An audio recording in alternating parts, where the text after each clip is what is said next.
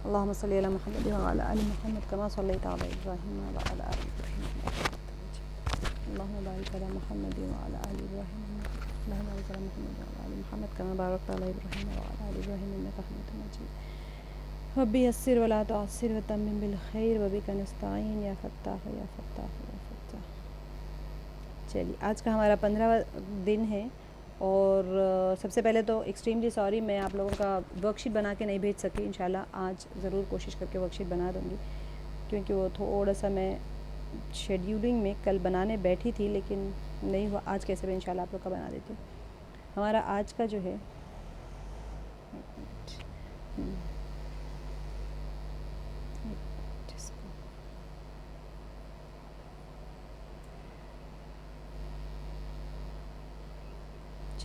حدیث مبارکہ سے ہم شروع کر لیں گے. اعوذ باللہ من الشیطان الرجیم بسم اللہ الرحمن الرحیم. نبی اکرم صلی اللہ علیہ وسلم کا ارشاد ہے کہ قیامت میں آدمی کے اعمال میں سب سے پہلے فرض نماز کا حساب کیا جائے گا. اگر نماز اچھی نکل آئی تو وہ شخص کامیاب ہوگا اور بامراد ہوگا، اور اگر نماز بیکار ثابت ہوئی تو وہ نامراد خسارہ میں ہوگا. اگر کچھ نماز میں کمی پائی گئی تو ارشاد خداوندی ہوگا کہ دیکھو اس بندے کے پاس کچھ نفلیں بھی ہیں جن سے فرضوں کو پورا کر دیا جائے. اگر نکل آئیں تو ان سے فرضوں کی تکمیل کر دی جائے گی. اس کے بعد پھر اسی طرح باقی اعمال، روزے اور باقی اعمال کا حساب ہوگا. اب اہم چیز یہ ہے اس کے اندر کہ انسان سے یہ دیکھا جا رہا ہے کہ بھئی نمازوں کی جب اس کی دیکھی جا رہی ہیں فرائض، سب سے پہلے فرض نمازوں کا دیکھا جائے گا تو جو انسان کے پاس فرض نمازیں کم پڑ جائیں پھر ان سے کہا جائے گا کہ چلو ٹھیک ہے بھئی ان کے پاس دیکھ لو کچھ نفلیں بھی ہے یا نہیں ہیں. اگر کچھ فرضوں کی تکمیل کے لیے نفلیں پوری ہو جا رہی ہیں تو پھر وہ لے لے گا. اب یہ حدیث شریف سے کیا معلوم ہوا کہ آدمی کو نفلوں کا ذخیرہ بھی اپنے پاس کافی رکھنا چاہیے.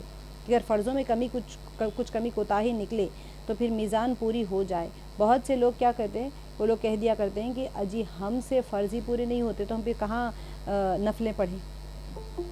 تو یہ اصل میں انسان کو بہت زیادہ احتیاط کے ساتھ میں جو آپ لوگ ماشاءاللہ نفلیں پڑھیں. اب جس کے قضائے باقی ہے میں آپ لوگ کو بار بار کہہ رہی ہوں کہ نفل کے وقت میں قضائیں پوری کرے، کیونکہ جس کے اوپر قرض ہے وہ صدقہ نہیں کیا کرتا، اپنا قرض کو پورا کرتا ہے پہلے.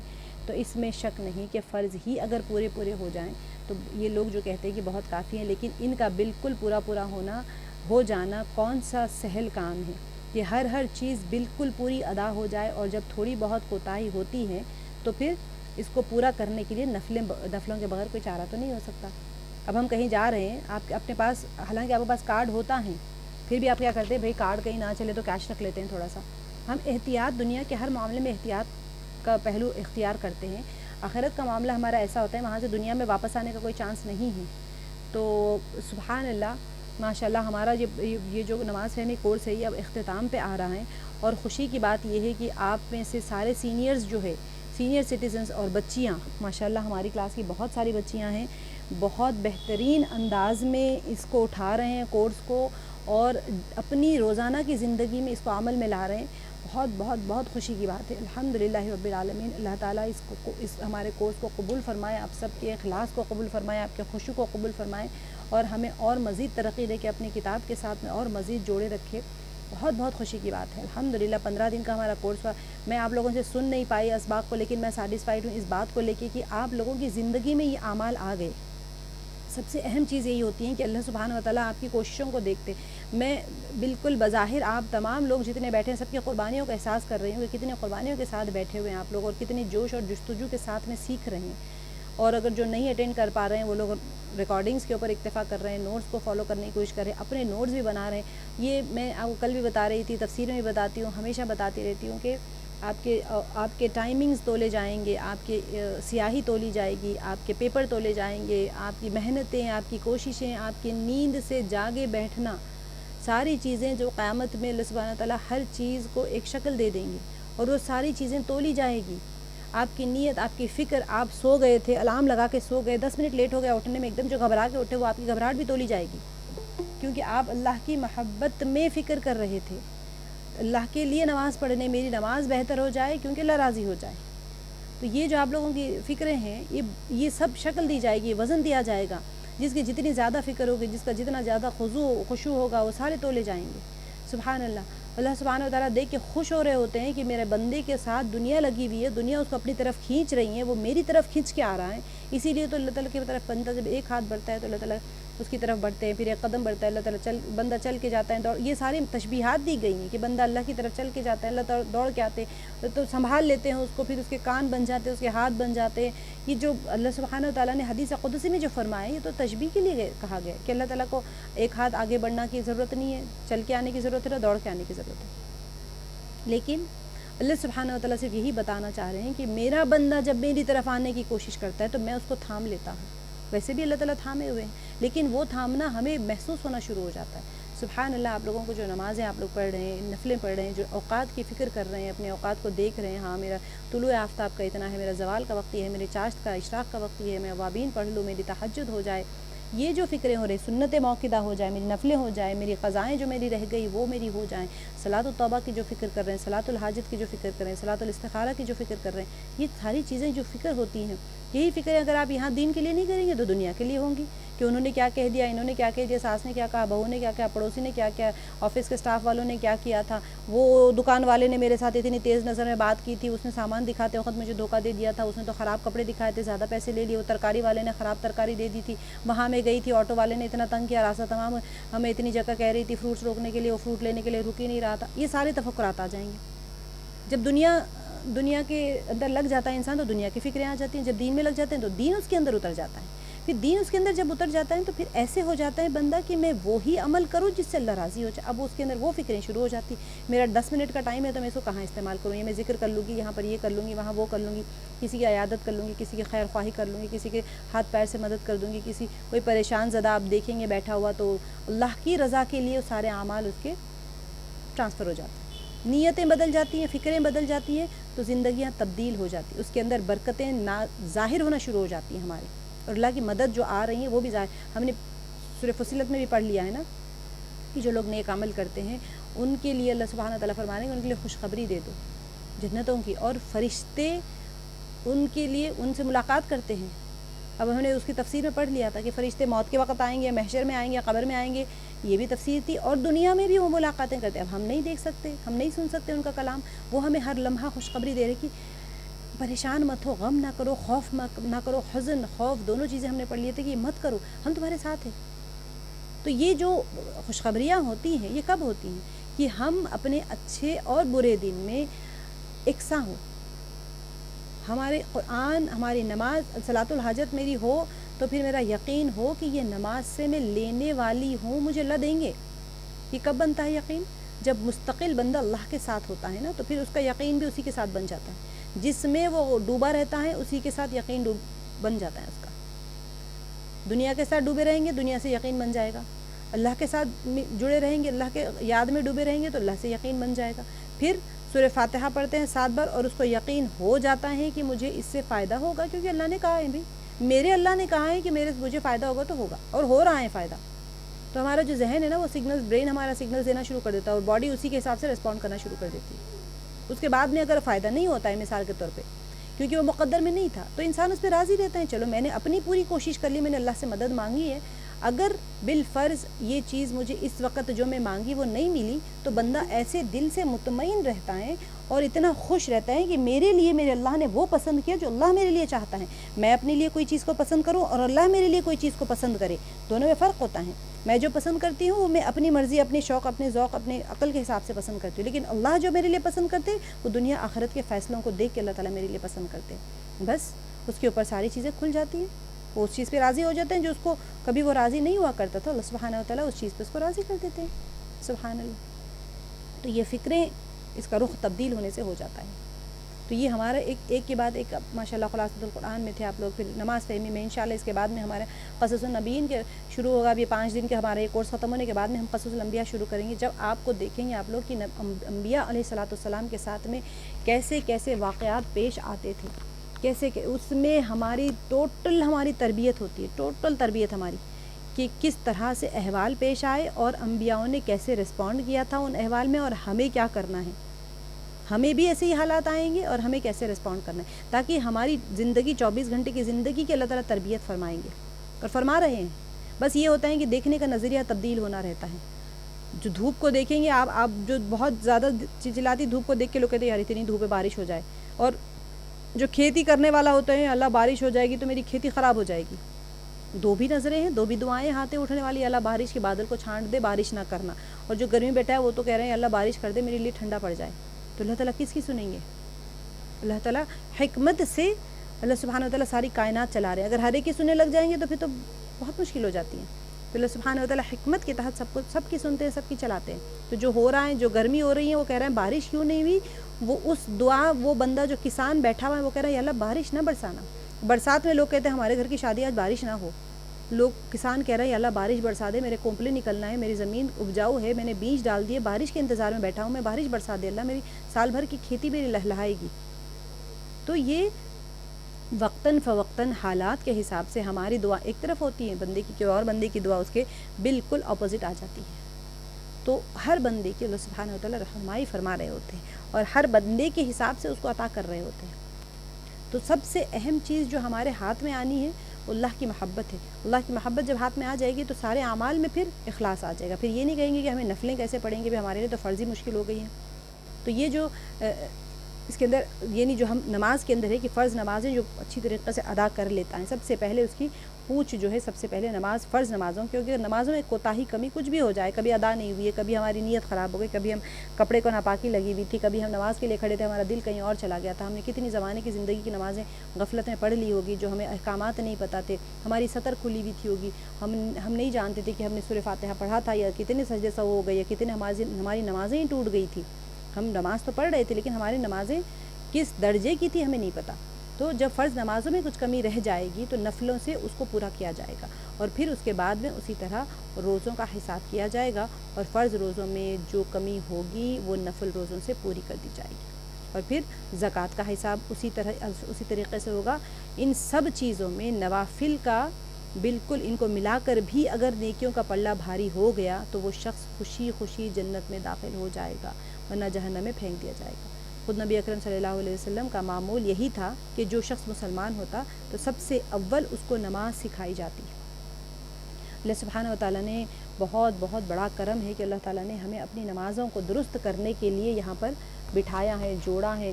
آپ جتنے لوگ یہاں پر جوڑے ہیں اللہ سبحانہ و تعالیٰ آپ سب کے ذریعے سے اور مزید اتنے لوگوں کو نماز درست کرنے والا بنا دے. بس آپ لوگ دعا کریں, اپنی قبولیت کے لیے دعا کریں. میں خود آپ لوگوں کے لیے دعا کرتی ہوں, اللہ ہمیں دین کی محنت کے لیے قبول کر لے, ہم ایک بہتا چشمہ, ایک بہتا دریا بن جائیں, تاکہ ہم سے لوگ استفادہ حاصل کریں, لوگ ہم سے فائدہ لیں اور ہم سے سیکھیں. خود اپنے آپ کو ہمیشہ قبول کرواتے رہیں اللہ کے سامنے, اللہ دین کی محنت کے لیے ہمیں قبول کر لیجیے. نبی پاک صلی اللہ علیہ وسلم نے آپ سوچتے ہیں صحابی سب کیا آپ صلی اللہ علیہ وسلم کی مجلس میں ایسے بڑی بڑی داڑیاں رکھ کے, ٹوپی پہن کے, جبے پہن کے بیٹھتے تھے؟ نہیں. 1.25 لاکھ صحابی, اس میں سے ایک کسان بھی تھا, کاشتکار بھی تھا, بزنس مین بھی تھا, وہاں پر ہر کوئی بندہ تھا. تو اصحاب صفہ جو ہوتے تھے وہ چند لوگ ہوتے تھے جو وہاں پر بیٹھ کے ہمیشہ دین سیکھا کرتے تھے, حدیثیں لکھا کرتے تھے. باقی لوگ تو تاجر ہوتے تھے, کاشتکار ہوتے تھے, ہر قسم کا لوگ ہوتا تھا وہاں پر, کھیتیوں میں کام کرتے تھے. دو صحابی اپنے آپ کو وہ کر لیتے تھے, تم دن میں رہنا آپ وسلم کے پاس, ہم رات میں آ جائیں گے. تو دن میں کاشتکاری کرتے تھے, تو وہ دن بھر جو دوسرا آدمی ہوتا تھا وہ کہتا تھا میں آج رہ جاؤں گا, پھر کل وہ کاشتکاری کے لیے جاتے. تو صحبت کے لیے بھی وہ بانٹ لیتے تھے. رات کا ایک صحابی رہتے تھے, دن کے جو رات میں ہوتے تھے وہ دن والوں کو سکھا دیتے تھے. تو 1.25 لاکھ صحابی میں آپ سمجھ رہے ہیں کہ وہ لٹریٹ لوگ تھے, پڑھے لکھے لوگ تھے وہ لوگ. ایسی جہالت ان کے اندر کہ عرب میں کوئی آیا ہی نہیں تھا ان کے اوپر رول کرنے کے لیے. اس قوم کے اوپر محنت کر کے ان کو ستارے بنا دیے گئے. ہر صحابی ستاروں کی مانند ہے. ان کا تقویٰ ایسا تھا کہ وہ آنکھوں سے جنت دیکھ لیتے تھے. اپنی نمازوں کے لیے جب اللہ اکبر کھڑے ہوتے, اللہ اکبر کہہ کے کھڑے ہوتے, پھر وہ اس دنیا میں ہی نہیں ہوتے تھے, وہ تو بس عرش پہ مطلب اللہ سبحانہ و تعالیٰ کے اس پہ کھو جاتے تھے. وہ لوگ کو پتہ ہی کوئی نہیں ہوتا تھا کہ وہ کیا ہو رہا ہے, ان کے اطراف میں کوئی آواز نہیں آتی, گھر جل جاتا تھا, اتنا کچھ ہو جاتا تھا, لیکن ان کو کوئی خبر نہیں ہوتی تھی کہ وہ نماز اس طرح اللہ کی یاد میں اللہ کے ساتھ جڑ کے نماز پڑھتے تھے. اللہ تعالیٰ ہمیں بھی ایسے خوشی والی نمازیں نصیب فرمائے. اب دیکھیں ہم نے کل نماز کے واجبات اور ارکان و شرائط اور فرائض کیے تھے. آج ہم نماز کے واجبات کو کرنے کے بعد میں سجدے سہو کا دیکھیں گے انشاءاللہ. نماز کے واجبات کو دوبارہ دہرا دیتی ہوں کہ وہ چیزیں جو اگر بھولے سے چھوٹ جائے تو سجدے سہو کرنا پڑتا ہے. فرض نماز کے صرف پہلی 2 رکعتوں میں اور تمام نمازوں کی ہر رکعت میں سورہ فاتحہ پڑھنا. ٹھیک ہے. دوسرا ہے فرض نماز کی صرف پہلی 2 رکعت میں اور تمام نمازوں کی ہر رکعت کی سورہ فاتحہ کے بعد. آپ اس کو 2 پوائنٹس میں بھی کر لے سکتے ہیں. فرض نماز کی پہلی 2 رکعتوں میں ضم سورہ ملانا ہے. ہر نماز کی یعنی تمام نمازوں کی رکعت میں سورہ فاتحہ کے بعد میں ایک بڑی آیت یا 3 چھوٹی صورتیں ملانا، 3 چھوٹی آیتیں ملانا ہے. تو فرض نماز میں صرف شروع کے 2 رکعت میں صورت ملانا ہے. باقی سنت ہو، نفل ہو، جتنی بھی نمازیں ہوتی ہیں سب میں فرض نماز کے بعد میں 3 آیتیں چھوٹی یا ایک بڑی آیت. اب چاہے سورہ پڑھ لیں کوئی بھی، لیکن منیمم کرائٹیریا یہ ہے تو آپ پڑھنا ہے. تو یہ آپ کا واجب ہو گیا. اگر آپ نے فرض نماز کے بعد میں سورہ نہیں ملایا، آیت نہیں پڑھی، تو سجدے سہو ادا کرنا ہوگا آپ کو. اگر باقی نمازیں سنتیں ہیں اس کے اندر آپ نے 4 رکعتوں میں بھی سورہ پڑھنا ہے تو 4 رکعت والی ہو، 2 رکعت والی ہو، 3 رکعت، جیسے تو 3 نہیں ہوتی، دوسری نمازیں سنتیں جو ہے 4 رکعت والی ہوتی ہیں یا 2 رکعت والی ہوتی ہے. تو ہر رکعت کے بعد میں آپ نے ہر رکعت میں سورہ فاتحہ کے بعد میں قرآن یعنی آیتوں کو ملانا ہے. یہ واجبات میں سے ہے. پھر سورہ فاتحہ کو سورہ سے پہلے پڑھنا یہ واجب ہے. اگر کسی کا سورہ فاتحہ بعد میں ہونا ہے، کچھ ترتیب الٹ پلٹ ہو رہی ہے تو سجدے سہو سے صحیح کر لیں گے. قرات کے بعد رکوع اور رکوع کے بعد سجدے میں ترتیب قائم رکھنا ہے. اور قوما کرنا یعنی رکوع سے اٹھ کر سیدھا کھڑا ہونا یہ واجبات میں سے. جلسہ کرنا یعنی دونوں سجدوں کے درمیان اطمینان سے بیٹھنا یہ واجبات میں سے. تعدیل ارکان یعنی رکوع سجدہ سیکوینس میں کرنا یہ واجبات میں سے. قاعدہ اولا یعنی 3 اور 4 رکعت والی نماز میں 2 رکعت کے بعد تشہد پڑھنے کی مقدار بیٹھنا واجب ہے. 3 رکعت قاعدہ اولا یعنی 3 رکعت اور 4 رکعت والی نماز میں 2 رکعت کے بعد میں تشہد پڑھنے کی مقدار بیٹھنا. دونوں قاعدوں میں تشہد پڑھنا بھول گئے تو پھر آپ کو سجدے سہو ہوگا. نماز وتر کی تیسری رکعت میں دعائے قنوت پڑھنا. اگر کسی کو یاد نہیں ہے تو یاد کر لینا ہے، ہم انشاءاللہ یاد کر لیں گے. اچھا، لفظ سلام سے نماز ختم کرنا. ٹھیک ہے. اب یہ 3 باقی مردوں کے لیے ہے. اب اگر ان میں سے یہ جتنے 10 ہے، 11 12 13 تو مردوں کے دونوں عیدین میں 6 زائد تکبیرات سے پڑھنا. آخری کے 3 یعنی 12 13 14 یہ 12 13 14 مردوں کے لیے. ہم مسجدوں میں جاتے نہیں ہیں تو ہمارے لیے نہیں ہے. تو اب یہ 11 واجبات میں سے کوئی بھی واجب آپ کا نماز کے دوران ترک ہو گیا تو پھر آپ سجدے سہو کریں گے. سجدے سہو کرنے کا کیسا ہے؟ سجدے سہو کے مسائل لکھے. سجدے سہو کا معنی بھول جانے کے ہے. اگر نماز میں سے کوئی واجب بھول جائے یا چھوٹ جائے تو پھر اس کی تلافی کیسے ہوگی؟ اس کی تلافی کے لیے سجدے سہو واجب کیا گیا ہے. اب شیطان آدمی کو کوئی اچھا کام کرتے دیکھ نہیں سکتا یا دیکھنا ہی نہیں چاہتا، تو اس لیے وہ اس کو غفلت میں مبتلا کر رکھتا ہے. اور خاص طور سے نماز کی حالت میں بندے کی توجہ جو ہوتی ہے وہ اللہ کی طرف سے ہٹانے کی زیادہ کوشش کرتا ہے، کیونکہ نماز کے لیے خاص ایک شیطان ہوتا ہے گمراہ کرنے کے لیے. تو شیطان اس کے پاس آ کر اس کو شبہ میں ڈالتا رہتا ہے، حتیٰ کہ اسے پتہ نہیں رہتا کہ اس نے کتنی رکعت نماز پڑھی. رکعتوں میں بھول چوک ہو جاتی ہیں. تو آخری قاعدے میں تشہد پڑھ کر دائیں طرف سلام پھیرنے کے بعد بیٹھے 2 سجدے اور کر لیں. ٹھیک ہے. یہ حدیث مبارکہ ہے مسلم شریف کی. اب دیکھیں سجدے سہو کب واجب ہوتا ہے، میں آپ کو طریقہ بھی بتاؤں گی اس کا. نماز کے واجبات میں سے کوئی واجب بھول سے چھوٹ جائے، جیسے قاعدہ اولا چھوٹ جائے، کسی واجب میں بھول سے تاخیر ہو جیسے کہ سورہ فاتحہ کو سورہ کے بعد پڑھ لے، ٹھیک ہے، یہ سجدے سہو ہو جائے گا. کسی واجب میں صفت بھولے سے بدل دے، جیسے کہ سری نماز میں زور سے قرات کرے، یہ مردوں کے لیے، یا جہری نماز میں آہستہ پڑھ لے، یہ حکم صرف مردوں کے لیے ہے. اچھا، کسی فرض میں بھول سے تاخیر ہو جائے، جیسے کہ قاعدہ اولا میں تشہد کے بعد اللہم صلی علی محمد تک درود پڑھنے سے تیسری رکعت کے قائم میں تاخیر ہو جائے گی. اب فوراً تشہد پڑھ کے اٹھ جانا ہے، اللہم صلی علی محمد پڑھ لیے تو دیر ہو گئی، تاخیر ہو گئی کوئی اس کے اندر، تب بھی سجدے سہو ہوگا. اور فرض اور واجب میں تاخیر سے اتنی تاخیر مراد ہے کہ جس میں 3 مرتبہ سبحان ربی الاعلیٰ کہا جا سکے. کوئی فرض ہے یا کوئی واجب ہے اس کے اندر تاخیر ہو گئی، آپ سے ڈیلے ہو گیا، وہ ارکان ادا کرنا آپ کا، وہ رکن نہیں ادا ہوا، ڈیلے ہو گیا، تو پھر اس وقت میں آپ کو سجدے سہو پڑھنا پڑے گا، سجدے سہو ادا کرنا ہوگا. کتنی دیر؟ 3 بار سبحان ربی الاعلیٰ پڑھنے سے اتنی دیر اگر آپ نے تاخیر کر دی تو پھر آپ کو سجدہ سہو ادا کرنا پڑے گا۔ آگے کسی فرض کو بھول سے دوبارہ ادا کر دے، جیسے کہ 2 رکوع کر دے یا 3 سجدے کر لے، تب بھی آپ کو سجدہ سہو سے آپ کا نماز درست ہو جائے گی۔ کسی بھی فرض کو بھول سے 2 بار پڑھ لیا، 2 بار ادا کر لیا، یعنی کہ وہ 2 بار ادا کر لے، جیسے کہ کوئی بندہ 2 رکوع کر لے یا 3 سجدے کر لے، زیادہ کر لے کوئی بندہ۔ اچھا، کوئی فرض بھولے سے بھی چھوٹے گا تو نماز فاسد ہو جائے گی، سجدے سہو سے نماز صحیح نہیں ہوگی۔ میں نے آپ کو کل بتایا تھا فرائض جو ہوتے ہیں، جو نماز کے اندر کے اور نماز کے باہر کے، ہم نے جو کل پڑھے تھے، اگر اس میں سے کوئی بھی ایک فرض بھی بھولے سے رہ گیا، یعنی آپ کا بدن پاک نہیں تھا، جگہ پاک نہیں تھی، سطر آپ کا ڈھکا ہوا نہیں تھا، قبلے کے رخ نہیں تھے، یا پھر نماز کا وقت ہی نہیں تھا، نیت نہیں کی تھی، تو ان میں سے کوئی سی بھی چیز آپ کی چھوٹ گئی تو پھر آپ کا، یا پھر نماز کے باہر کے تھے، نماز کے اندر کے بھی اگر آپ لے لیں کہ تکبیر تحریمہ نہیں کیا آپ نے، قومہ نہیں کیا، قرات نہیں کی، رکوع نہیں کیا، سجدہ نہیں کیا، سلام نہیں کیا، یہ سارے جو فرائض ہوتے ہیں نماز کے اندر کے، اگر وہ نہیں ہوئے آپ کے، کوئی چیز بھولے سے رہ گئی تو فرائض کے لیے سجدہ سہو نہیں ہے، واجبات کے لیے ہے۔ کوئی واجب جان بوجھ کر چھوڑ دے تو نماز لوٹانا ضروری ہے، سجدہ سہو کافی نہیں ہوگا۔ جان بوجھ کر آپ نے سورہ فاتحہ پڑھی نہیں، جان بوجھ کر آپ نے سورہ فاتحہ کے بعد میں سورہ ملایا نہیں، معلوم تھا، یاد تھا لیکن ملایا نہیں، تو پھر کیا کریں گے؟ کوئی سہو یعنی بھول جانے کے لیے جان بوجھ کے کریں گے تو پھر نماز لوٹانی ہوگی۔ اچھا، کوئی سنت یا مستحب چھوٹ جائے تو نماز کے ثواب میں کمی آتی ہے، سجدہ سہو واجب نہیں ہوتا۔ میں یہاں پر سنت اور مستحبات آپ کو نہیں بتائی ہوں، کیونکہ مجھے صرف سجدہ سہو کا بتانا تھا، تو فرض سے نماز ٹوٹ جاتی ہے اور واجب سے آپ کا، واجبات کے چھوٹنے سے آپ کو سجدہ سہو آتا ہے۔ جب ہم نماز کا کریں گے، فقہی دروس کریں گے انشاءاللہ جب ہم کریں گے انشاءاللہ، تب تک آپ لوگ تھوڑا اور میچور ہو جائیں گے نا، فقہی احکام سیکھنے کے لیے آپ تھوڑا مینٹلی پریپیئر بھی ہو جائیں گے انشاءاللہ باذن اللہ، اللہ تعالیٰ برکت عطا فرمائے۔ فرض، واجب، سنت اور نفل نمازوں میں سے کسی بھی نماز میں سجدہ سہو کو واجب کرنے والی چیز پائی جائے تو سجدہ سہو کرنا واجب ہوگا۔ سجدہ سہو کب ہوتا ہے؟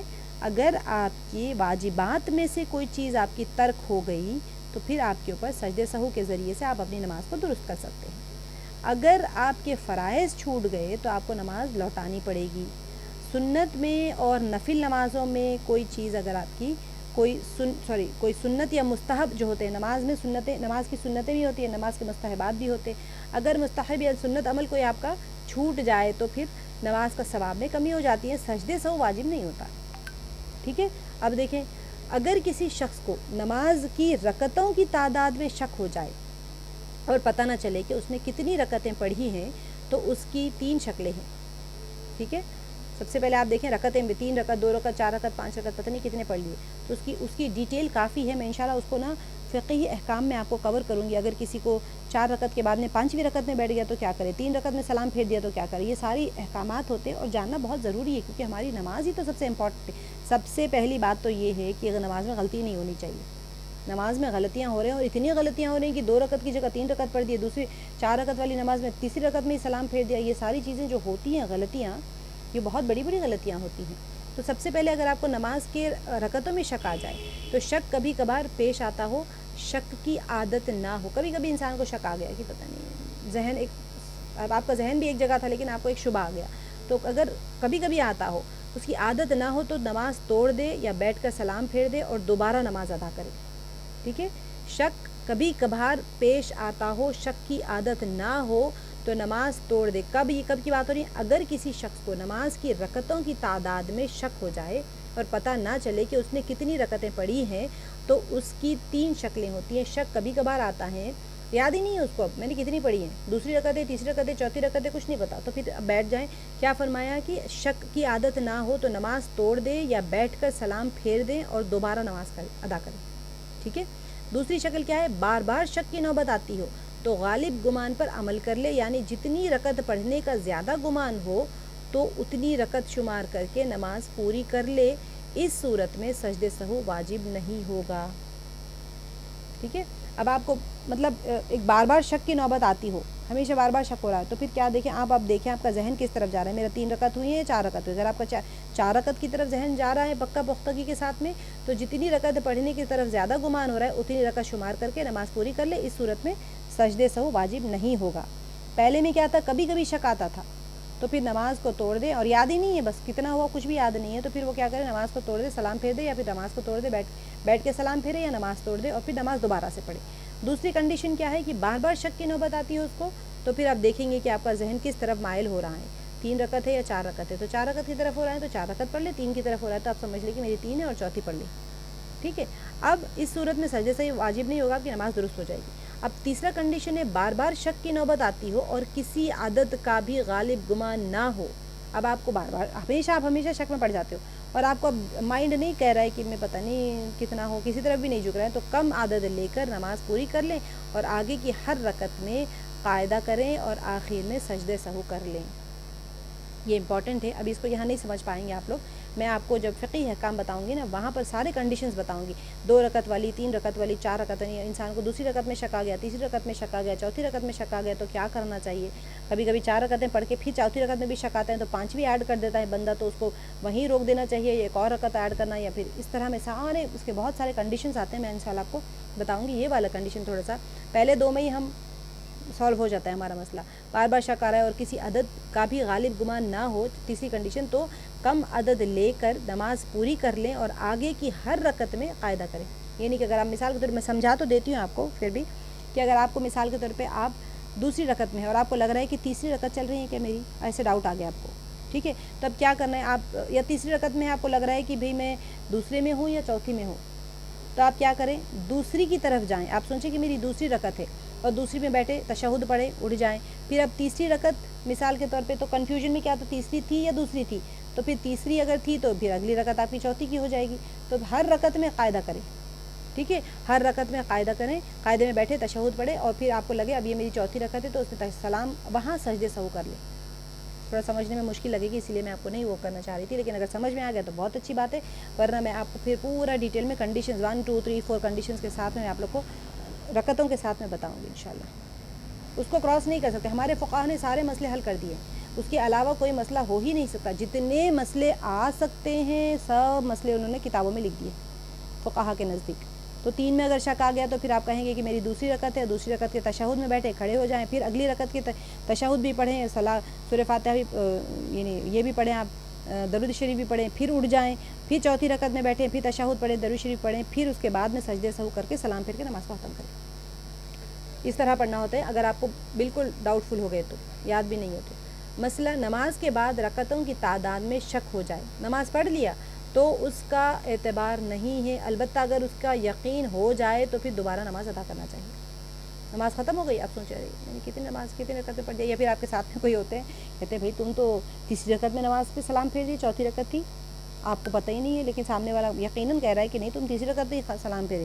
عموماً بچے پڑھتے ہیں نا، بہت ایک دوسرے کی نگرانی کرتے ہیں، ارے میں تو سلام ہی پھیری تھی، تمہارا کیسے ہو گئی دوسری، تو کیسے اٹھ گئے تشہد سے، تو یہ پتہ چل جاتا ہے آپ کے ساتھ میں بھی کوئی پڑھ رہا ہو تو پھر نماز آپ کو لوٹانی ہوگی، نماز کے بعد میں سجدے سہو نہیں ہوگا، یعنی نماز کے بعد اگر آپ کو رکعتوں میں شک آ جائے تو، نماز کے بعد رکعتوں کی تعداد میں شک ہو جائے تو اس کا اعتبار نہیں، البتہ اگر، اچھا اس کو میں نے دو بار پرنٹ کر دیا، سوری۔ اچھا مسئلہ کیا ہے کہ اگر کوئی شخص نماز کے دوران کسی فکر یا خیال میں ایسا کھو گیا کہ اس کی وجہ سے کسی فرض یا واجب کی ادائیگی میں ایک رکن کے بقدر تاخیر ہو گئی تو اس پر سجدہ سہو واجب ہو جائے گا۔ مثلاً کوئی شخص جب دوسری رکعت کے لیے کھڑا ہوا تو کچھ دیر تک کوئی بات سوچتا رہا، پھر سورہ فاتحہ پڑھی تو سورہ فاتحہ میں تاخیر کی وجہ سے سجدہ سہو واجب ہوگا۔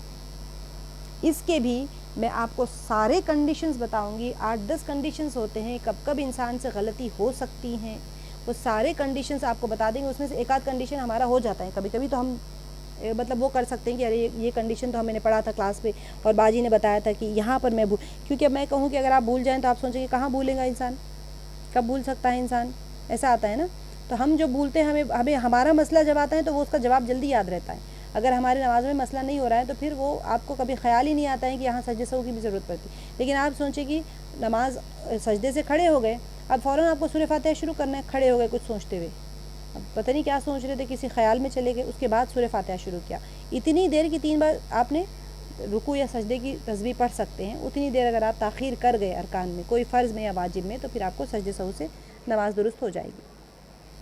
اگر کسی شخص نے اتحیات کے بعد میں سلام پھیرے بغیر سجدے سہو کر لیا تو بھی نماز ہو جائے گی، اگر کسی شخص نے اتحیات کے بعد سلام پھیرے بغیر سجدے سہو کر لیا، یعنی کہ اتحیات پڑھ کے 2 رکعت آپ نے 2 سجدے کرنا ہے، اتحیات پڑھنا ہے، پھر آپ کو میں طریقہ بتاتی ہوں۔ دیکھیے قاعدہ آخرہ میں نے تشہد پڑھنے کے بعد میں صرف داہنی طرف سلام پھیریں، تشہد پڑھ لیا آپ نے، داہنی طرف سلام پھیریں اور اللہ اکبر کہتے ہوئے سجدے میں چلے جائیں، ایک طرف سلام پھیر کے اللہ اکبر کہتے ہوئے سجدے میں چلے جائیں اور نماز کے سجدے کی طرح 2 سجدے کریں اور اس میں کم از کم 3 مرتبہ سبحان ربی الاعلیٰ پڑھیں۔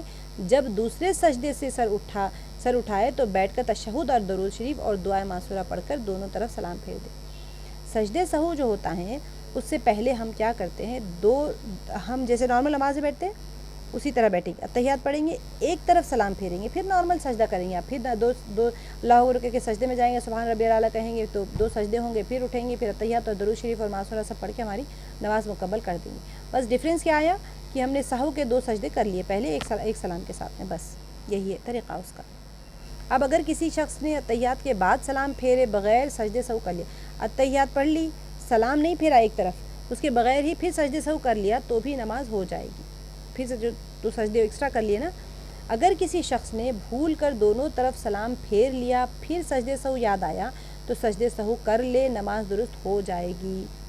اب نماز ختم ہو گئی پوری، ٹھیک ہے، اس کے بعد یاد ہے ارے میں تو سجدے سہو بھی بھول گیا انسان، تو کیا کرے، ابھی جگہ سے نہیں اٹھا، قبلہ بھی نہیں بدلا، وہاں سے بات بھی نہیں کی، جانماز پہ سے بھی نہیں اٹھا، کسی کی طرف رخ بھی نہیں کیا، سینہ قبلے کی رخ تھا، سارا کچھ ہے، تو پھر کیا کرے، سجدے سہو دو بار جھک کے ہم سجدے سہو کرتے ہیں، بس سجدے سہو کر لے، ہو جائے گی نماز کے بعد میں بھی۔ اگر نماز میں ایک سے زیادہ سہو ہو جائے تب بھی 1 مرتبہ سجدے سہو کرنا کافی ہوگا۔ آپ نے 3-4 واجبات کو آپ نے فوت کر دیا، پھر بھی ایک ہی سجدے سہو ہوگا آخری رکعت میں۔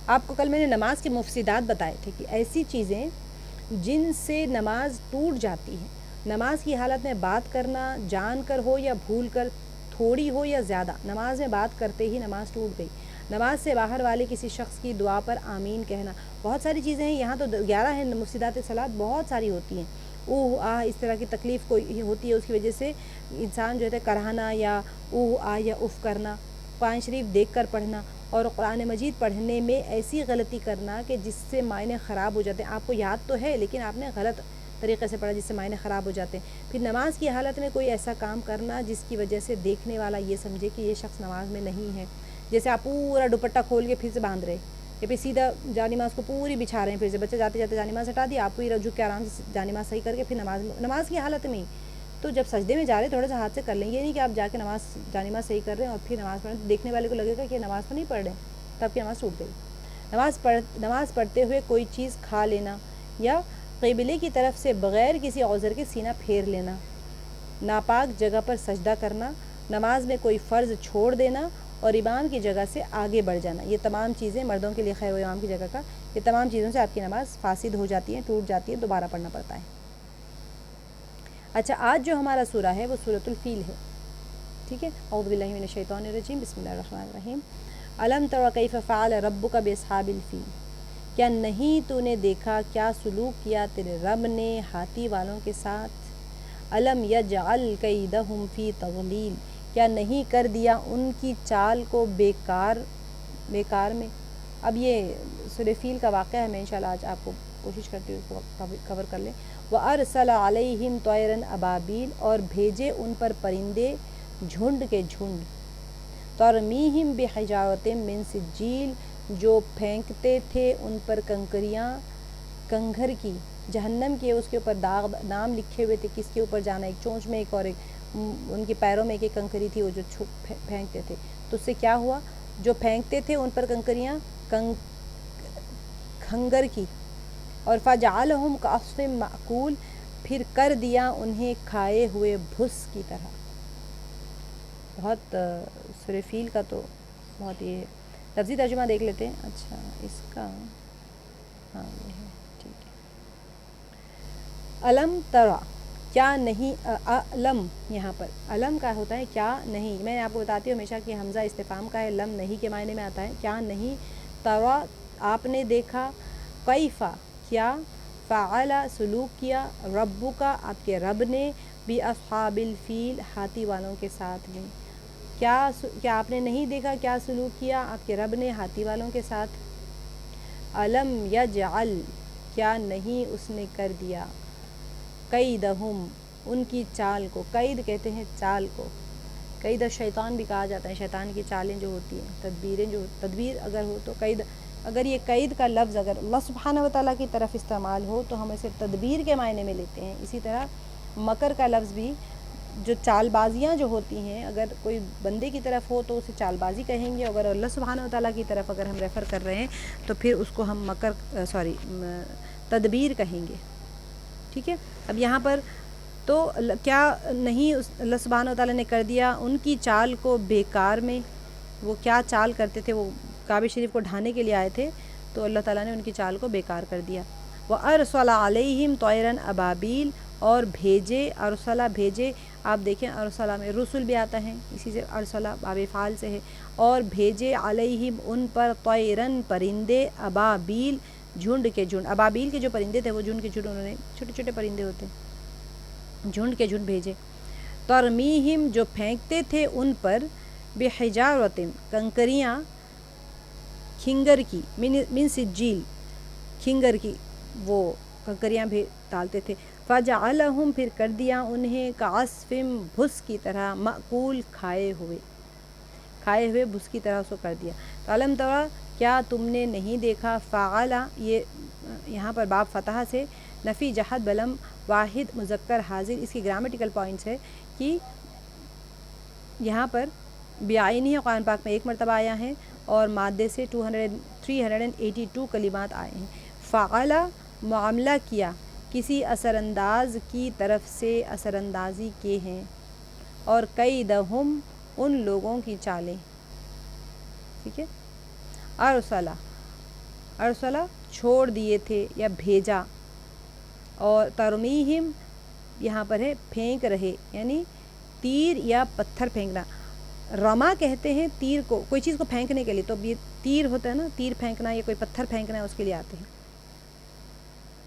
اب اس کا خلاصہ دیکھ لیتے ہیں کہ نبی پاک صلی اللہ علیہ وسلم کی پیدائش سے پہلے یمن کے ملک پر ابرہہ نامی ایک عیسائی بادشاہ حکومت کرتا تھا. اس نے دیکھا کہ خانہ کعبہ کو سارے عرب میں مقبولیت حاصل ہے، اور ہر سال سارے عربستان سے لوگ اس کی یعنی کعبہ شریف کی زیارت کے لیے جمع ہوتے ہیں. اب اس کو حسد پیدا ہوا، چنانچہ اس نے کیا کیا، یمن میں ایک عالیشان ایک کلیسا تعمیر کیا کہ یمن کے لوگوں میں یہ اعلان کرا دیا کہ آئندہ کوئی شخص حج کے لیے مکہ مکرمہ یعنی وہاں پر نہ جائے اور اسی کلیسا کو بیت اللہ سمجھے. عرب کے یہ لوگ اگرچہ بت پرست تھے، لیکن حضرت ابراہیم علیہ السلام کی تعلیم و تبلیغ سے کعبے کی عظمت ان کے دلوں میں بہت زیادہ پیوست تھی. تو کیا ہوا، اس اعلان سے ان میں ایک غم اور غصے کی لہر دوڑ گئی، اور ان میں سے کسی نے رات کے وقت میں اس کلیسا میں جا کر گندگی پھیلا دی. اب اور بعض روایتوں میں ہے کہ اس کے کچھ حصے میں آگ بھی لگا دی. ابرہہ کو جب یہ معلوم ہوا تو اس نے ایک بڑا لشکر تیار کر کے مکہ مکرمہ کا رخ کیا. راستے میں عرب کے کئی قبیلوں نے اس سے جنگ کی، لیکن ابرہہ کے لشکر کے ہاتھوں انہیں شکست ہوئی. آخرکار کیا ہوا، آخرکار وہ لوگ مکہ مکرمہ کے قریب وہاں پر شمس نامی ایک جگہ تک پہنچ گئے. لیکن اگلی صبح اس نے بیت اللہ کی طرف بڑھنا چاہا تو اس کے ہاتھی نے آگے بڑھنے سے انکار کر دیا. ہاتھی والوں کا واقعہ اسی لیے کہا جاتا ہے کہ وہ ہاتھی پہ سوار ہو کے آیا تھا، اور اسی وقت سمندری طرف سے عجیب و غریب قسم کے پرندوں کا ایک لشکر آیا اور پوری فوج پر چڑھ گیا. ہر پرندے کی چونچ میں 3 منکے تھے جو انہوں نے لشکر کے لوگوں پر برسائے، اور کنکریوں نے وہ لشکر کے لوگوں کے اوپر وہ کام کیا جو بارودی گولی بھی نہیں کر سکتی. ان کے 3 تھے، ان کی چونچ میں اور 2 پاؤں میں، اور ہر ایک کے اوپر لگا ہوا نامزد تھے، وہ کس کے اوپر گرنا ہے وہیں پر جا کے وہ گرتا تھا. تو وہ جتنے لشکر جو تھا اس کے لشکروں کے اوپر ایسے کام کیا جیسے کوئی بارود بھی کام نہیں کر سکتا. تو جتنے لوگ تھے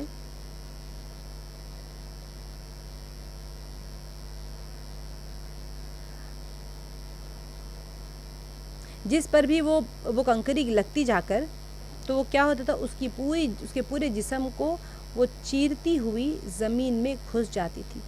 یہ غذا، یہ جو حالت تھی، یہ دیکھ کر سارے لوگ بے باک کھڑے ہوئے. لشکر کے سپاہیوں میں کچھ وہیں ہلاک ہو گئے اور کچھ جو بھاگ نکلے وہ راستے میں مرے. اور ابرہا کے جسم میں ایسا زہر سرایت کر گیا، اس کا جسم کے اندر زہر پھیل گیا کہ اس کا ایک ایک جوڑ گل سڑ کر گرنے لگا. ایک دم نہیں مرا ابرہا، لیکن اس کا جوڑے جوڑ گل سڑ کر گرنے لگا. اسی حالت میں اسے یمن لایا گیا اور وہاں اس کا سارا بدن اس کا جو ہے بیکار ہو گیا اور ختم ہو گیا، اور اس کی موت سب سے زیادہ عبرتناک ہوئی. یہ واقعہ حضور اقدس صلی اللہ علیہ وسلم کی اولاد بسعادت کچھ ہی روز پہلے پیش آئے. ولادت بسعادت، آپ صلی اللہ علیہ وسلم کی پیدائش سے پہلے یہ واقعہ پیش آیا تھا. اسی لیے وہ لوگ کہتے تھے کہ وہ جو یوم وہ تھا، یعنی وہ جو سال تھا جس سال میں ابرہا کا لشکر آیا تھا، یا اس سے پہلے زمانے بڑے بڑے ایونٹس کے آس پاس کی ریفرنسز دیا جاتا تھا نا، تو اس طرح سے وہ واقعہ پیش آیا تھا وہاں پر. اب اس کی چند جو تفسیری نکات ہے وہ میں آپ لوگوں کو بتا دیتی ہوں.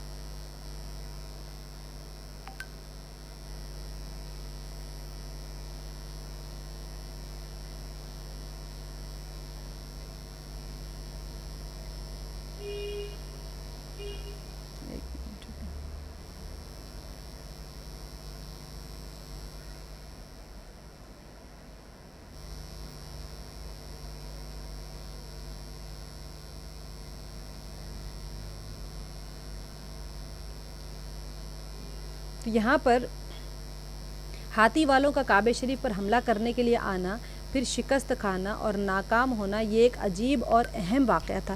اس کے بعد اہل عرب جب تاریخی واقعات بیان کیا کرتے تو کہا کرتے تھے کہ یہ عام الفیل، یعنی وہ ہاتھی والوں کا سال ہے، یہ عام الفیل کا واقعہ ہے. رسول اللہ صلی اللہ علیہ وسلم کی پیدائش کا بھی یہی سال ہے جس سال اصحاب فیل وہاں پر اس ارادے سے آئے تھے وہاں پر کہ نیست و نابود کر دے. اصحاب فیل کے واقعے کے 50 دن بعد آپ صلی اللہ علیہ وسلم کی ولادت ہوئی. جس وقت آپ صلی اللہ علیہ وسلم کو اللہ تعالی نے نبوت سے سرفراز فرمایا، اصحاب فیل کا واقعے سے مکہ معظمہ کے رہنے والے بلکہ عرب کے سب ہی لوگ واقف تھے. اس لیے الم تر کیف فعل، اے مخاطب کیا تو نے دیکھا؟ فرمایا جب رسول اللہ صلی اللہ علیہ وسلم نے اپنی دعوت کا کام شروع کیا نا، تو کیا ہوا؟ قریش نے آپ صلی اللہ علیہ وسلم کی تکذیب کر دی. آپ سب تفسیر میں سن بھی رہے ہیں بار بار کہ اللہ تعالی شانہ نے انہیں اپنے احسان یاد دلائے کہ دیکھو اس کعبے کی وجہ سے سارا عرب تمہارا احترام کرتا ہے. اب میں نے کل بھی آپ کو بتایا تھا کہ عرب کا جو ان کا احترام تھا وہ کیوں تھا، کہ سارے عرب ان کے اس لیے احترام کرتے تھے کیونکہ وہ لوگ کہ خود ان کو بڑا عجیب معجزہ لگا کہ یہ تو ان کے ساتھ تو بہت بڑا کام ہو گیا، یہ تو بہت نیک ہے لوگ، ان کے ساتھ میں اللہ تعالیٰ نے ان کعبہ شریف کو بچانے، بہت ان کی تعظیم بڑھ گئی تھی ہر طرف. تو اللہ سبحانہ و تعالیٰ یہاں پر یہی فرما رہے ہیں کہ سارا جو عرب تھا تمہارا احترام کرتا ہے، عزت کی نظر سے دیکھے جاتے ہو. اس کعبے پر دشمن چڑھائی کرنے آ گئے تھے، اور دشمن بھی ایسے قوی تھے کہ ان سے مقابلہ کرنا تمہارے بس کی بات نہیں تھی، تمہارے بس سے باہر تھا. تمہارے پروردگار نے ان کی تدبیر ناکام بنا دی. تو اب سوچو انہوں نے کیا، وہ کیسے لوگ تھے، اگر تمہارا وہاں حاوی ہو جاتے تو پھر تمہارا کیا ہوتا. تو یہاں پر ذرا سے پتھروں سے پورے ہاتھی اور ہاتھی والے ایسے ہلاک ہوئے کہ صرف مرے ہی نہیں بلکہ ان کے جسم ایسے بھوسا بن کر رہ گئے. اب دیکھیں ایک انسان ہے، جیسے کہ ایک انسان، گائے بیل ہوتے ہیں نا، انہوں نے کھا کر اگر اگل دیا ہو، گائے بیل جو کھاتے ہیں آپ دیکھتے ہیں نا، ان کو وہ کیا کہتے ہیں، منہ میں گنوئنگ کہتے ہیں نا، وہ لوگ منہ میں چباتے ہیں، اندر لیتے باہر لیتے، اندر لیتے باہر لیتے، وہ کیسی چیز ہو جاتی ہے. اگر وہ تھوک دے تو کیسا ہو جائے گا، بالکل عجیب سا ہو جاتا ہے نا.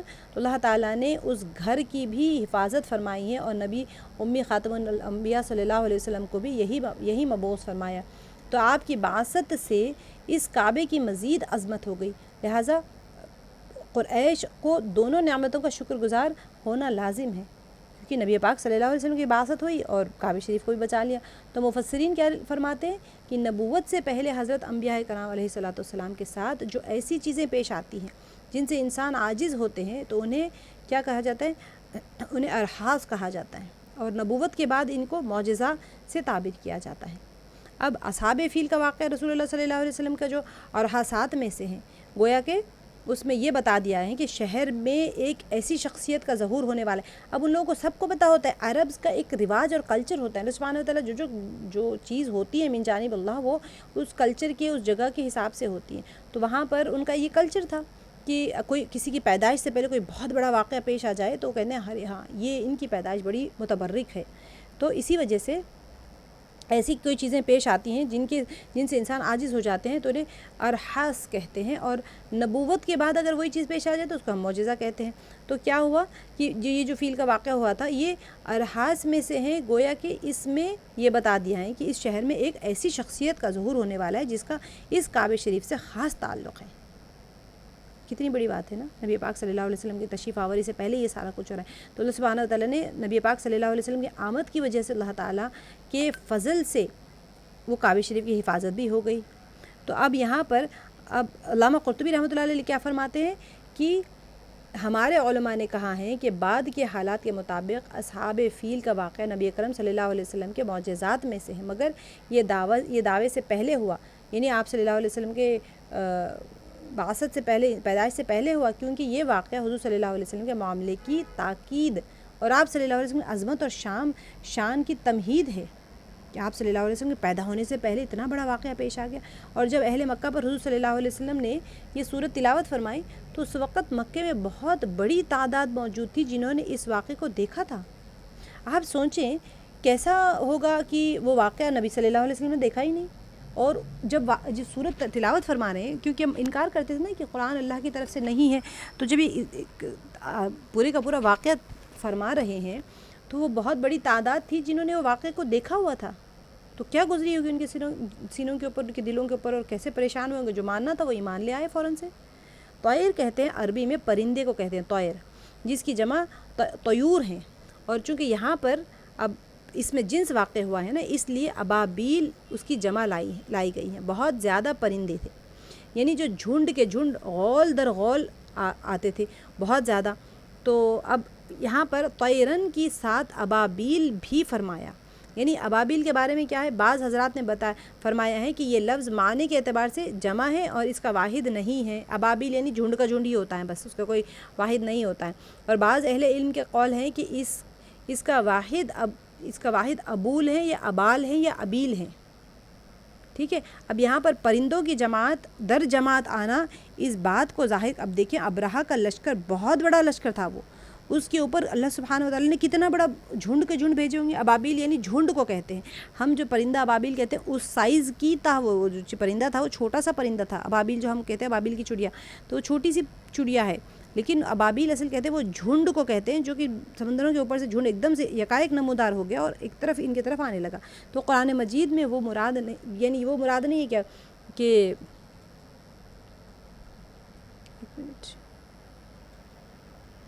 عام طور سے جو ایک خاص چھوٹے سے پرندے کو جو لوگ ابابیل کہتے ہیں نا، قرآن مجید میں وہ مراد نہیں ہے. ابرہہ اور اس کے ساتھیوں پر جن پرندوں نے بارش برسائی ان کے بارے میں مفسرین نے کئی طرح کی باتیں لکھی ہیں. اللہ تعالیٰ شانوں کے اختیار ہیں کہ اپنی جس مخلوق سے جو چاہے وہ کرے. اب یہ جو پرندے آئے تھے، یہ پرندوں نے جو پتھر پھینکے تھے، وہ پرندوں کا کوئی وہ نہیں ہے کہ کون تھے، کہاں سے آئے تھے، کیسے تھے. اب یہ جو ابابیل کی چوڑی دیکھ کے ہم بولتے ہیں یہی پرندے تھے ابابیل، یہی چونچ میں لے کے تھے، وہ نہیں ہے. قرآن پاک جو ابابیل کہہ رہے ہیں وہ اس سے جھنڈ مراد ہے، یعنی flocks and flocks of birds. تو پرندوں نے جو پتھر پھینکے تھے ان کے بارے میں حجارت من سجیل فرمایا، یعنی کہ سجیل کے پتھر. یہ لفظ حضرت لوط علیہ السلام کی قوم کی ہلاکت کے تذکرے میں بھی آیا ہے. لفظ سجیل سنگ اور گل سے معرب ہے. اب دیکھیں فارسی میں سنگ پتھر کو اور گل مٹی کو کہتے ہیں. مٹی کا گارا بنا کر اس کی اگر انسان ذرا بڑی بڑی گولیاں بنا لے جو آگ میں پکائی جائیں تو وہ سجیل کا مصداق ہو جاتی ہے. سنگ اور گل تو اس کو سجیل کہا جاتا ہے، یعنی مٹی کو آگ میں اگر پکائیں تو پھر اب یہ پتھر آئے کہاں سے تھے؟ یہ پہاڑ والے پتھروں کی طرح اس کی مار بھی نہیں ہوتی. پہاڑ سے اگر پتھر کنکری اٹھا کے پھینگیں گے تو وہ مار پڑتی ہے، لیکن مٹی کا اگر گولی بنائیں تو مار تو نہیں پڑے گی نا. اس لفظ کے لانے سے یہ بھی واضح ہو گیا کہ ان میں ذاتی طور پر کوئی ایسی طاقت نہیں تھی جس سے آدمی مر جائے. اب آپ سوچیں مٹی کی گولی بنائے آگ میں پکائے تو کیا طاقت ہوگی؟ ہمارے پاس کتنے سارے جو گھڑے ہوتے ہیں وہی مٹی ہوتی ہیں، لال مٹی سے اگر آپ بنا دیں تو کہ اس سے آپ اگر کسی کو ماریں گے چھوٹی سی ٹکڑا توڑ کے، وہ بھی چھوٹا سا چنے کے دانے کے اتنا، تو کوئی مر جائے گا کیا اس سے؟ تو یہاں پر محض اللہ تعالیٰ کی قدرت سے وہ لوگ ہلاک ہو گئے۔ اللہ تعالیٰ نے ان کی ہلاکت کے لیے ظاہری انتظام کے طور پر سجیل کو استعمال فرمایا ہے۔ مفسر جو قرطبی رحمۃ اللہ علیہ انہوں نے کیا فرمایا کہ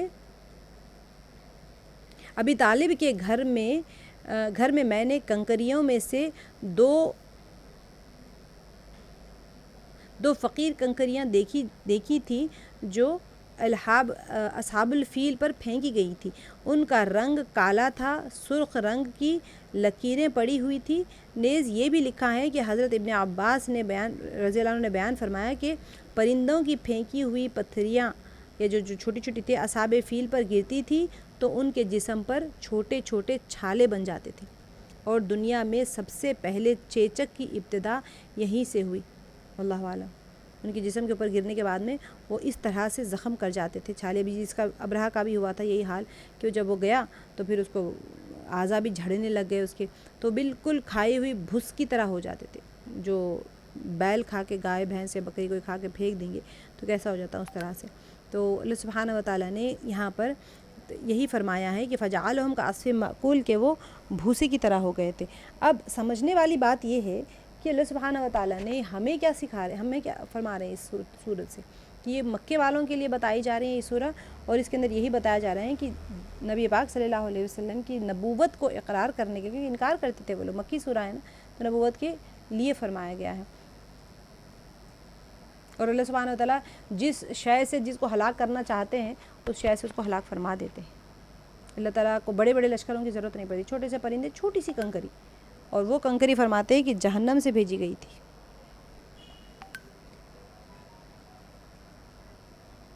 اچھا، ہم احکام و مسائل دیکھ لیتے ہیں، ہمارا ٹائم بہت زیادہ ہو گیا ہے۔ تو شریعت میں قبلے کی حیثیت کیا ہے؟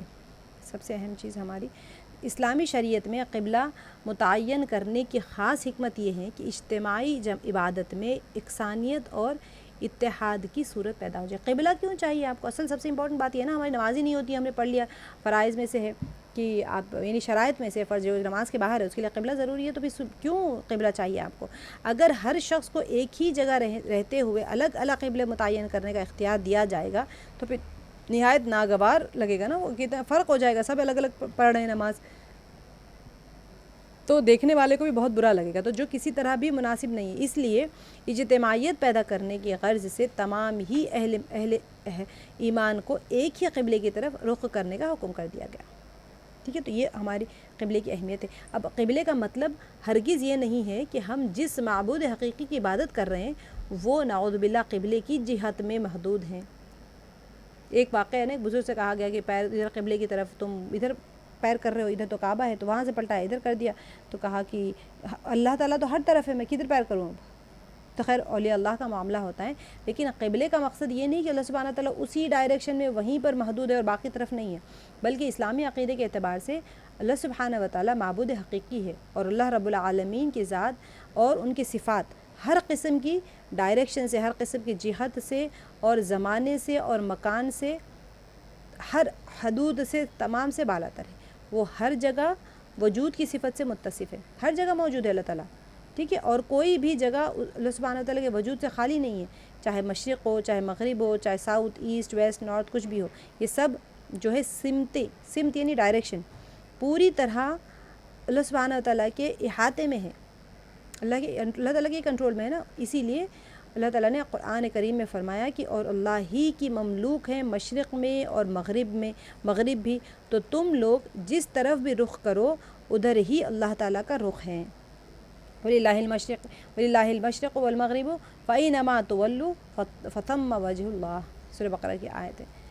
تو یہاں سے آپ کو پتہ چل گیا ہے کہ قبلے کی طرف ہم کیوں رخ کرتے ہیں، صرف ایک یکسانیت کے لیے، سب لوگ ایک طرف ہو کے نماز پڑھیں، ایسے نہیں کہ الگ الگ طرف ڈائریکشن میں پڑھ رہے ہیں۔ اب مکہ معظمہ کے باہر رہنے والوں کا قبلہ کیا ہے؟ مکہ معظمہ کے علاوہ دنیا کے جتنے بھی مقامات میں لوگ رہتے ہیں ان کے لیے عین کعبے کی طرف رخ کرنا لازم نہیں ہے، بلکہ سمت قبلے کی طرف رخ کرنا امپورٹنٹ ہے۔ سمت یعنی ڈائریکشن۔ آپ عین کعبے کی طرف تو نہیں ہو سکتا نا. آپ ویسٹ میں ہیں تو پھر ٹھیک ہے, ویسٹ میں آپ ڈائریکٹ, ہمارے انڈیا سے ویسٹ کی طرف جاتا ہے, جیسے کہ یعنی ہم کہتے ہیں جانب مغرب, مغرب یعنی ویسٹ, انڈیا کی سے رخ ہونا ضروری ہے, لیکن ایگزیکٹلی وہی لائن میں ہم نہیں آ سکتے. قبلہ عمارت کعبہ کا نام نہیں ہے, ٹھیک ہے. بیت اللہ شریف کی عمارت اصل میں قبلہ نہیں, بلکہ جس جگہ میں وہ عمارت قائم ہے وہی زمین سے آسمان تک قبلہ ہے, لہٰذا اگر عمارت نہ بھی رہے پھر بھی قبلہ باقی رہے گا, ٹھیک ہے. عمارت قبلہ نہیں ہے, بیت اللہ شریف کا آسمان تک وہ جو جگہ ہے وہاں جو عمارت قائم کی گئی وہ سب قبلہ ہے. اسی لیے آسمان میں پلین میں اڑ رہے ہیں تو آپ کیسے کہیں گے میں زمین پہ نہیں ہوں تو میں آسمان میں ہے بندہ. اگر ڈائریکشن آپ کو پتہ چل گیا ہے, ڈائریکشن چینج ہوتا رہتا ہے, سب سے بڑا امپورٹنٹ بات یہ ہوتی ہے کہ آپ آسمان میں چلے گئے, آپ پتہ نہیں امریکہ کی طرف جا رہے ہیں, سعودی عرب کی طرف جا رہے ہیں, کہاں جا رہے ہیں, وہاں سے اس ڈائریکشن قبلہ کس طرف جا رہے ہیں, وہاں چینج ہوتا رہتا ہے قبلہ. اب دیکھیں حتیم جو ہوتا ہے وہ جزء قبلہ نہیں ہے, حتیم از ناٹ پارٹ آف قبلہ. اگر مسجد حرام میں اس طرح نماز پڑھی کہ رخ صرف حتیم یعنی بیت اللہ شریف کے جو شمال مطلب ساؤتھ کو کہتے ہیں, شمالی خارجی حصے میں جو 6 ہاتھ 1 بالشت کے بقدر ہے, آپ سب کو حتیم پتہ ہے نا, وہاں پر ایک سیمی سرکل بنا ہوا ہے, تو اس سے زائد حصہ حتیم جو جزء کعبہ نہیں ہے کی طرف اگر رہا اور کعبہ مشرفہ کی طرف نہیں ہوا تو نماز صحیح نہیں ہوگی. وہاں پر پڑھ رہے ہیں کعبے کی طرف نہیں ہے, حتیم کی طرف آپ کا ڈائریکشن ہے, ٹھیک ہے. تو حتیم کعبے کا حصہ ہونا چاہیے تھا, اس کے اندر نماز پڑھیں گے تو گویا کہ کعبے میں نماز پڑھنے کا ثواب ہے, لیکن پھر بھی آپ حتیم کی طرف نماز پڑھ کے رخ کر کے نماز پڑھیں اور کعبے کی طرف نہ کریں گے تو آپ کی نماز نہیں ہوگی. اب دیکھیں